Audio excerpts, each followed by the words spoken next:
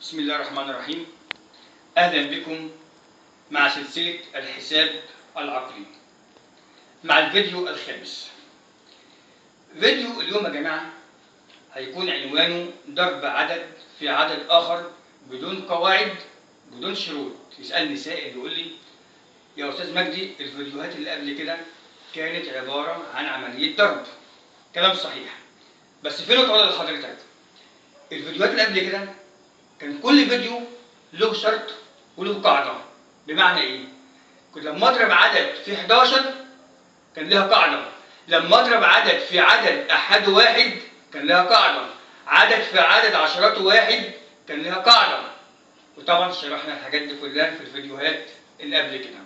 ولكن يا جماعة فيديو اليوم بضرب عدد في عدد بدون شروط معينة. يعني الفيديوهات اللي قبل كده لما كنت اضرب عدد في عدد عشرات واحد او عدد في عدد احد واحد او بضرب عدد في 11 كان كل درس او كل فيديو له قاعدة معينة وله اسس معينة. النهاردة يا جماعة ممكن اضرب اي عدد في عدد، يعني سهل جدا وبدون مسودة وبدون مسودات. وانا يا جماعة قلت لكم قبل كده انا عقدة حياتي انا اكره حاجة اسمها مسودات. النهارده يا جماعة ان شاء الله هنشرح درس ازاي اضرب عدد مكون من رقمين في عدد اخر مكون من رقمين وبدون مسودات وبدون قاعدة وبدون اسس معينة زي الفيديوهات اللي كانت قبل كده. فرجاء التركيز. بصوا يا جماعة، مثلا لما اقول 32 في 21، طبعا المسألة دي تختلف عن المسائل اللي قبل كده. الاختلاف في ايه؟ اولا الآحاد مختلف والعشرات مختلف. اذا يعني اللي قبل كده اما آحاد واحد او عشرات واحد او بضرب عدد في 11. الكلام ده كان في الفيديوهات اللي قبل كده، وكان كل درس او كل فيديو له قاعده وله اسس معينه احنا ماشيين عليها. ولكن حضراتكم يا جماعه لو ملاحظين طبعا ان العدد مختلف، مفيش وجه تشابه بينهم، لا احاد مشابه ولا عشرات مشابه ولا بضرب عدد في 11 زي ما قلنا قبل كده في الفيديوهات الاخرى. ازاي؟ ركز معايا حضرتك. بضرب هنا 2 في 1 2، جميل سهل جدا، اجي العشرات. 3 في 2 6، جميل جدا. المئات 3 في 2 يداني ايه؟ 6، طبعا كخانة مئات. تاني بضرب الآحاد في الآحاد 2 في 1 2، اجي العشرات 3 في 2 6، لكن الستة هنا هتبقى خانة مئات مش خانة عشرات. يجي لي سائل يسألني طب هكتب هنا في العشرات، هقول لحضرتك ركز مع حضرتك. هعمل المفروض طبعا دي حاجه عقليه بعملها بيني وبين نفسي كده او ذهنيا، لكن احنا هنكتبها الاول بالقلم، لكن عقليا وذهنيا بعد كده حضرتك ممكن تفكر فيها. هنعمل عمليه المقص. حضرتك كده 2 في 2 4 تحت كده، 1 في 3 3 يبقى زائد 3، 4 زائد 3 7، اصبح خانه العشرات هتكون 7. تاني باجي الآحاد بضرب آحاد في آحاد 2 في 1 2، العشرات 3 في 2 6، لكن اخليها خانة مئات. اجي خانة العشرات اعمل عملية مقص. 2 في 2 4، عليك انزل زائد 3 في 1 3، 4 زائد 3 ادتني 7، وبالتالي الناتج عندي كده اصبح كام؟ 672، وبالتالي امسح عملية المقص هناك. لكن طبعا هو بيستحب في المسألة زي كده لما نيجي نعمل مقص او نعمل خانة العشرات الافضل تكون عقليا وذهنيا، ولذلك احنا بنسميه الحساب العقلي او بنسميه الحساب الذهني. مسألة تانية لما اقول هنا 51 في 32، ركز معايا حضرتك. زي ما قلنا قبل كده بضرب الآحاد في الآحاد 1 في 2 2، جميل. 3 في 5 15.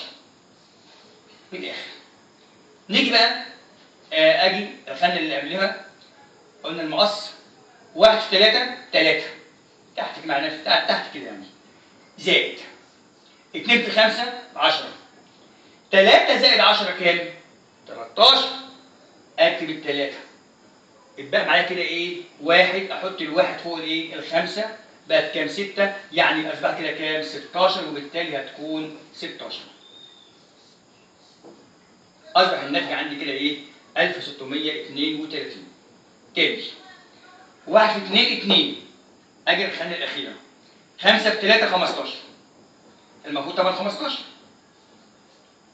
حضرتك كده هاجي عمليه المقص 1 في 3 3، 2 في 5 10، اجمعهم 3 و10 13، 3 معانا ايه؟ 1 1 فوق ال 15 اصبحت كام؟ 16.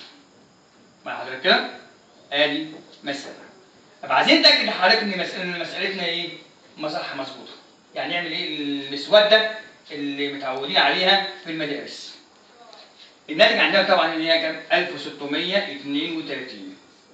ونيجي نمسح تحت هنا 1 في 2 2، 2 في 5 10، احط صفر هنا، 1 في 3 3، 3 في 5 15، علامة زائد، 2 زائد 0 2، 0 زائد 3 3، 1 زائد 5 6، والواحد ايه؟ ينزل 1632. الناتج بتاعنا صحيح مظبوط جدا. اصبح الناتج عندنا هنا 1600 وايه؟ 1632. مسألة تانية. مثلا 41 في 23. مع حضرتك كده زي ما قلنا قبل كده، اضرب الاحاد في احاد، 10 في 10، 1 في 3 3. ادي الخانه الاولى احاد. اجي الخانه الاخيره 2 في 4 8، ادي 8. عمليه الايه؟ المقص. انا عايز يا جماعه عايز اعمل عمليه المقص بقى ذهنيا عقليا. انا مش عايز يعني اعمل بالقلم، انا عايز ايه؟ المقص اعملها ذهنيا. 1 في 2 2، 3 في 4 12، اصبح 2 و12 كام؟ 14. 4 معايا ايه؟ الواحد، 1 فوق الثمانية بقت كام؟ 9، وبالتالي اصبحت 9. مع حضرتك تاني. انا ممكن نعمل المقص. طبعا انا عملتها في الاول بحيث ايه؟ تخش ذهن حضرتك وحضرتك تكون ايه؟ فاهم ازاي الناتج جبناه. انا مش هعمل المقص لكن هستخدمها ذهنيا. موضوع المقص احنا كده خلاص فهمناه خلاص في اول مساله وثاني مساله. 1 في 3 3، جميل. الخانه الاخيره 2 في 4 8، المفروض 8 زي ما قلنا قبل كده. جميل قوي. المقص بقى بذهننا بقى. 1 في 2 2، 3 في 4 12، ادي 12 و2 14. 4 معايا ايه؟ الواحد، 1 فوق ال 8 او 1 و8 9، ادي ال 9 اتكتبت. طبعا عايزين نجرب من المسوده المعتاده عند كل الطلبه. 41 23 في 1 في 3 3، 3 في 4 12، هنحط صفر. 1 في 2 2، 2 في 4 8، زائد 3 زائد 3 زائد صفر ادتني 3، 2 زائد 2 4، 8 زائد 1 9، نفس الناتج 943 ومن غير مسوده حضراتكم طبعا شايفين. نعمل برضه مساله اخيره، مساله اخيره حضرتك يا جماعه. مثلا 2، اي مساله بقى. يعني حضرتك ممكن تختار المساله اللي حضرتك ايه؟ عايز تحلها. 2 مثلا و60 في 34. يعني كده كده ايه؟ الاعداد مختلفه. يعني كده العدد الاولاني مختلف عن العدد الايه؟ الثاني. 2 في 4 احنا كده هنحلها يا جماعه كده ذهنيا. مع حضرتك احنا كده هنحلها ذهنيا وعقليا. انا بعمل كده مش هعمل مقص. موضوع المقص ايه؟ انا عملته في اول مساله وثاني مساله عشان بس ايه؟ حضراتكم يعني تفهموا الدرس كويس. 2 في 4 8، جميل. الخانه الاخيره 3 في 6 18. جميل. اجي ايه المقص خليه في ذهني عقليا. 2 في 3 6. 4 في 6 24. يعني 24 و6 30. حلو قوي. 30 صفر معايا الثلاثه. 3 احطها على 18 بقت كام؟ بقت 21. وبالتالي الناتج عندي هنا 21. يجيني سؤال. حضرتك يا استاذ مجدي عامل المساله راسي مش عاملها افقي.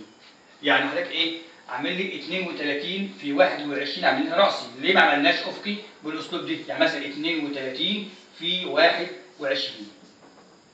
عادي هي ممكن تحل حضرتك بالاسلوب، نفس الاسلوب. ازاي؟ يعني مثلا هقول لحضرتك حاجه. هكتب نفس المساله بدل ما هي افقيه، بدل ما هي راسيه خليها افقي. 32 في 21. 1 في 2 2. خلينا الاخيره. 2 في 3 6. هنا يا جماعه المفروض بنعملها بايه؟ بالشكل ده. 1 في 3 3. 2 في 2 4. اصبح 3 و4 7. مع حضراتكم. لكن طبعا كبدايه يستحب انها تكون ايه؟ راسي، بحيث تخش ذهن حضرتك اكتر وحضرتك تفهمها ايه؟ اكتر. لكن تدريجيا ممكن ايه حضرتك تحولها بدل ما هي راسيه ممكن نخليها افقي بالشكل اللي قدام حضرتك. معلش يا جماعه بعد اذن حضراتكم برضو ايه؟ اخيرا برضو اخر مساله. اخر مساله عشان بس ايه؟ تدخل في ذهن حضرتك برضو ايه؟ صح ما يكونش فيه ايه؟ شك فيها. مثلا هنقول هنا 43 في 2 ومثلا و60. مع حضرتك 2 في 3 6. خلينا الاخيره 4 في 6 24. نيجي بالنص. النص اصبح كده قدامي فاضي دلوقتي. المقص نخليه في ذهننا 3 في 6 18. جميل قوي 18. بعد كده زائد 2 في 4 8. اصبح 18 زائد 8 كام؟ 26. 6 ومعانا ايه؟ 2. الاثنين احطها على 24 بقت كام؟ 26. وبالتالي الناتج عندي كده 2666. نجرب برضو بمسوده، المسوده المعتاده بنفس المساله. هقول هنا 43 62 علامه في 2 في 3 6. 2 في 4 8. انا بتكلم يا جماعه المسوده المعتاده في المدارس وعند جميع الطلبه. احط هنا صفر. 3 في 6 18. 8 معايا 1. 4 في 6 24. 1 25. علامه زائد. 6 زائد 0 هي 6. 8 زائد 8 16. 6 ومعايا 1. 1 على 25 اصبحت 26. نفس الناتج اللي انا جبته ذهنيا او عقليا بدون مسوده حل. دلوقتي يا جماعه هكتب لحضراتكم بقى بعض التمارين لحضراتكم. يعني حضرتك ممكن تحلها كده مع نفسك كده في البيت بحيث تاكد لحضرتك ان حضرتك فهمت الايه؟ الدرس. مثلا ادي مساله يا جماعه. 52 في 13